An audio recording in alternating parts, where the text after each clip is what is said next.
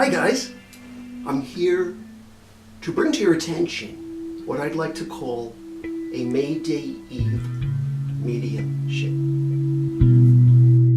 May Day Eve goes by other names as well. Beltane or Walpurgisnacht. This particular holiday is exactly 6 months before or after, depending on how you look at it, All Hallows Eve, and the time when the worlds veil, and the veil between these various worlds is rather thin. So it's a very unique time since ancient pagan days. Walpurgisnacht, it was called officially in 1603. That's the first time they found it actually in writing, and it dates much earlier than that. It's a more recent phenomenon that it's called Walpurgisnacht, if you call the year 70 recent history. But that's how old the celebration of May Day Eve is. Troy's celebrating already, but let's discuss. Actually, I meant to say 710 AD to 779 AD, Walpurga existed. She was canonized as saint about 780 AD on May 1st. But there were reasons behind that, because the day itself is a very haunted day. So the church, of course, wanted to maybe implicate it in a much more saintly or higher way than the alleged notion that the townspeople of northern Europe, and especially Germany and the Harz Mountains, understood that on May Day Eve, at the highest points of the Harz Mountains in the Black Forest, the sky would be lit up at night with strange optical effects. So in order to sort of quench their fears, what happens a lot, and still does to this day in Central and Northern Europe, is they light bonfires. I'm not talking about some little fire at let's say, a park or something that people like to light on this holiday, because that's all we're allowed to do nowadays in a country of litigation. But these people light bonfires, like we're talking like a couple of houses are on fire kind of bonfires, to really kind of scare off whatever those spectral beings exist and come to the visuals on such a night as Walpurgisnacht.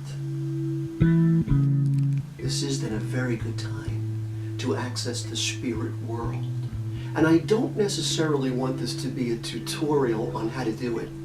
I don't know if anyone, or rather even if everyone can do this. Some can. But I don't know if everyone should do this. I feel on some level I've just simply been chosen since I was a little boy, and I've taken on the mantle of doing such a thing, whether it's been to my benefit sometimes or not. Sometimes you just have to accept the gifts that you've been given. I might not be able to do engine work on your BMW, but I can access your grandmother. Having Irish and German and Lithuanian blood, and Lithuanians are always called Walpurgisnacht, Walpurgisostis Nactis, but it's in the blood. It just, you can feel it coursing through your veins. I know I'm a part of this particular energy. So, this month is very haunted as we begin the last day of April and then the beginning of May. Even in previous videos, May 1st came out suggesting we're ready. The cards themselves today, prior to this video, split in half. They just almost exploded. I don't know exactly why that happened, but the vibe on top was May Day Eve Beltane, and under it was the word October. So it was just that they're obviously trying to tell me something. So I know that this is a very sacred moment. At this time of the year, the pips come up, the maybells, the lily of the valley. Oh my God, these are incredible flowers that are rather hypnotic, but they do emerge or break from the earth at this time of the year, with, of course, the lilacs and the other flowers that are surrounding me. It's a mystical time. It's a perfect time to access the spirit realm. So, as we said before, the history of Walpurgisnacht is from the Harz Mountains, and there's an effect in the mountains. It's called the Brocken Spectre. And apparently, if you're up in these mountains and the driplets of clouds are so intense, if someone sees your visage in the distance and one of these cliffs, these granite cliffs, your shadow is cast at such a magnified rate that it's almost scary, and you're surrounded by halos. That was discovered in the early 1700s, that it was occurring in the Brocken. And now, of course, they discover that it happens in other mountain ranges too. But the extent at which this magic is visually created in the Brocken is no happenstance. Okay, time for a cool down for Danny, because I might be walking between the worlds, as I am wont to say, but I'm just a modern guy. So, it's important to be in the era you live in, thank you, Kim, as well as just, being able to do the kind of work I got to do. So, it's haunting work, and I've always Troy wants to play with the jewelry. That's okay, but I've always been attracted to the other side and all of its implications, and sometimes they're rather scary, sometimes they're rather poignant. I've always been a collector of oddities and graveyard art. I recently was blown away this year when I found this particular beautiful replication of a Jewish headstone. Now, it's a cast-off from the Doctor Who television show. I got it for $10 at a flea market. I know what would have happened if I didn't find it, but the chances that I wouldn't find it are very slim. There was no way someone else was going to spot it the way I did, because these are the things I look for. But there was no way I was going to let it fall into the wrong hands and have somebody use it as some sort of decorative device for Halloween. No way, because nowadays I know they're selling fairly good replicas for $50, $60, $100 that frankly look to me like, they're all right. But you're not going to find something that's quite this marbleized with real beautiful verbiage on things like this, or Celtic crosses or anything like this, unless you really got a sharp eye for where these things are. So I thought, I'll take this one home, I will revere it. I'll put sacred stones on it. It will always be in the house. It's never going to just be some jocular novelty for anybody. So if I could take you on a tour of the whole house, and maybe one day I will, you'll see all the different collectibles that have to do with cemetery art. But things like this, when my eyes gaze upon them, allow me to access the energy fields I do that bring in a lot of spiritual energy. When I start to speak of otherworldly phenomena, I don't know what it is about my body, but the temperatures rise, and I start to get so hot that I feel like my blood is literally boiling. I don't know what that's all about, but maybe someday somebody should test me and find out what's happening when the blood starts to boil like that. But anyway, let me explain some of the experiences, how I see spirits. When I'm sitting with a client speaking about them, sometimes I only hear their voices, and they tell me what I need to tell a client, something very personal to my clientele. At other times, if spirits are in some sort of a place of reflection or a place of self-judgment I'm convinced they go to, I can't see them at all, but I can read their thoughts. At other times, though, I've been on the phone with certain friends or psychics, and all of a sudden while I'm talking, I'm noticing that on the sofa, feet are appearing, then it's starting to merge up to legs, then up to a torso, and then it just stops here, and there's somebody there with half a body sitting on the sofa, and I have to be like, dude, there's somebody sitting here. Because these things happen, I purposely made sure that the chair next to me had flowers and paintings on it, so I wouldn't leave it open to the availability of too much spiritual activity. It's largely a blessing, but sometimes it can be a curse. Here's an example. A couple of weeks ago when I accessed a young man that had deceased, I was a bit maybe taken aback by should I be discussing any of this at all? I wasn't naming names. I wasn't giving much away. I just wanted to describe the experience. After I did the video and went outside to get some sun, I come in, and this entire room I'm speaking in was absolutely covered in smashed glass. Beyond belief. I mean, I have never seen so many bottles and glass images and art objects and crystals broken quite that way in my life. And I was terrified because I thought the three boys, who, by the way, were very interested in what was going on, as cats are, they were walking all around it. Thank God they didn't, none of them got any splinters or got hurt. It took me hours to clean up the glass. And I know that it was the spirit of that young person that did that. Because some spirits are goodly and they want to make communication, and other spirits, especially young ones sometimes, they don't acclimate to the heavens terribly easily, and they're pissed off, they're upset, they're agitated, and as a result, I'm not saying necessarily he did that. It could have even been his agitation, because spirits affect electricity, they affect television. They can create crackling sounds. They can affect this video after it's all said and done in ways that could be quite surprising. By the way, spirits come to you in the most amazing ways. No, I'm kidding. But they do. For instance, I keep somewhat of a record of how these spirits speak to me.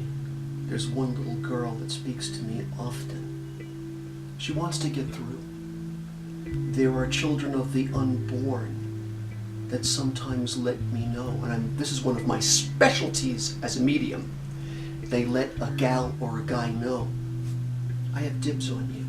I will come to you. And Aunt Ruth or Uncle James, I'm with them. But there'll be a moment when I descend into matter and come down to you. And they inevitably do. There are spirits that speak to me to protect me, and sometimes they appear in bold ways to myself and others. I've seen it happen. They can speak here in this Victorian house. The house is almost 150 years old. I mean, it's bound to have a lot of spiritual activity. But like I said before with the breaking glass, I remember one time I also accessed a negative vibrational field. And I knew that was going to happen, that it was going to be negative, but I wasn't expecting to be hit in the face by the door that afternoon. And then for it to happen to me twice. Thank God things like that don't happen very often. It's usually very sacred and beauteous, and it's beautiful.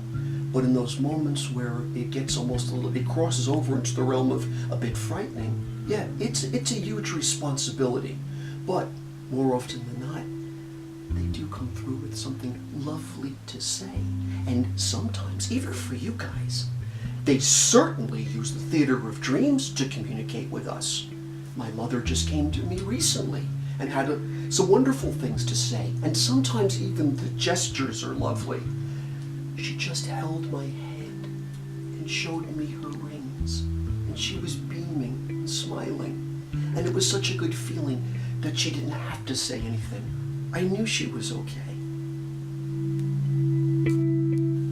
So I'm not necessarily here today to discuss or to, let's say, solicit you to access mediumship qualities within yourself. That's a decision that only you can make because it's a huge responsibility. But a person such as myself, who for many decades, going on more, have done this kind of work, I can handle the highs and lows of all the different energy fields that come through. And mainly, I embrace this energy field because there are more highs than lows. And the vibrational fields can be quite lovely. And the other side is always calling to me. They just won't leave me alone. So it's not like I can just disregard them. I have to understand what my passion is. They are there for me. They know I am a conduit for them. They are not going to ignore me. Even while we're filming this, by the way, between shots, you would not believe what's going on in this room with the sounds of what's that or what's that. It's unique. Even, by the way, animals can be very good barometers to spiritual activities, because if you're not picking the vibrations up, they're more sensitive, so they can sometimes see something. Especially if you have more than one pet that's watching something move. Yeah, maybe it's a squirrel in the attic, but maybe it's not.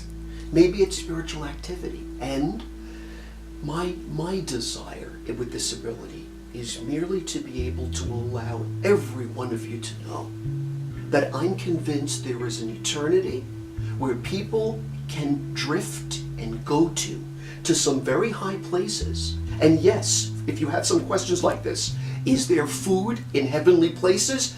There is. I have accessed so many people that are eating their favorite dish. And what's important for me is to be able to report to my clientele. And by the way, here's the dish they're eating. So regardless of the nationality, this just happens to be the dish they're eating, even if I have no clue what your nationality is. Or when the names come through, or the things they say, those are the tangible validations that they exist. And I stopped decades ago wondering if all of this is just my hallucination, because who knows? Maybe this whole thing is my hallucination. I hallucinate you when you dream, or hallucinate me. But whatever it is, as time marches on,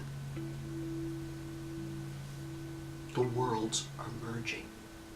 And as they do, it is that time that I go into that state I get myself into, where I can access the metaphysical energies. And perhaps with the help of those in the Most High, we can get to some pretty cool answers. Let's do it.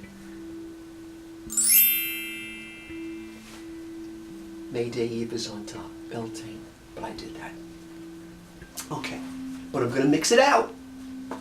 Okay? It's in the middle somewhere now. It's gone. Let's mix master. I got a quartz ring on. I know it's making a lot of noise, but I got it in Manhattan, and I wanted that quartz energy field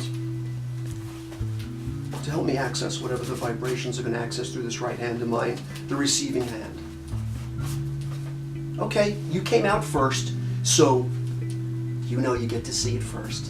And the vibes say this. Okay, it's all green.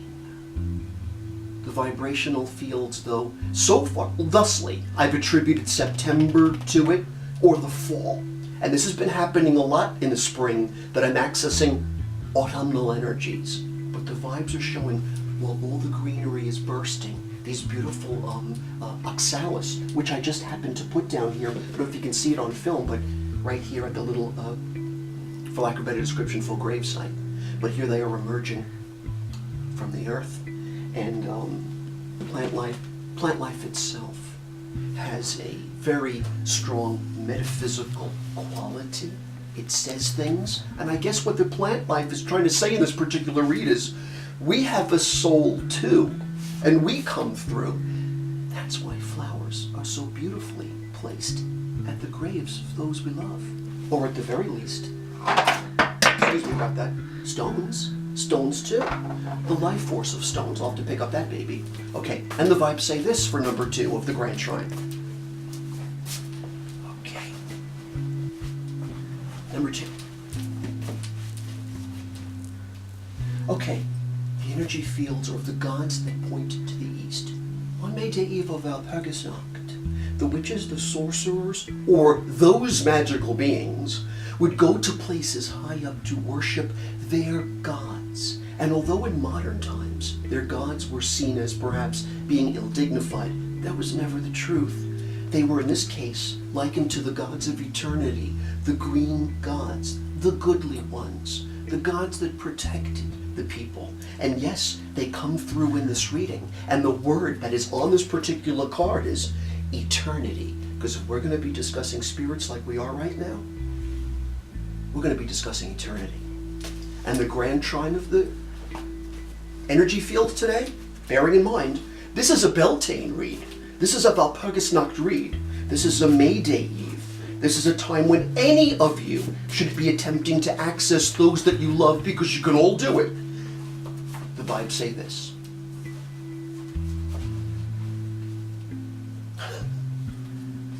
Autumn. It's a very old painting. It's a watercolor. It's dog-eared. But the vibes have been saying what I've been saying all along. There's a beautiful polarity. Autumn. Spring is like autumn. The balance is here. So yeah, everything's emerging, and it can be maybe distracting. It's very pretty.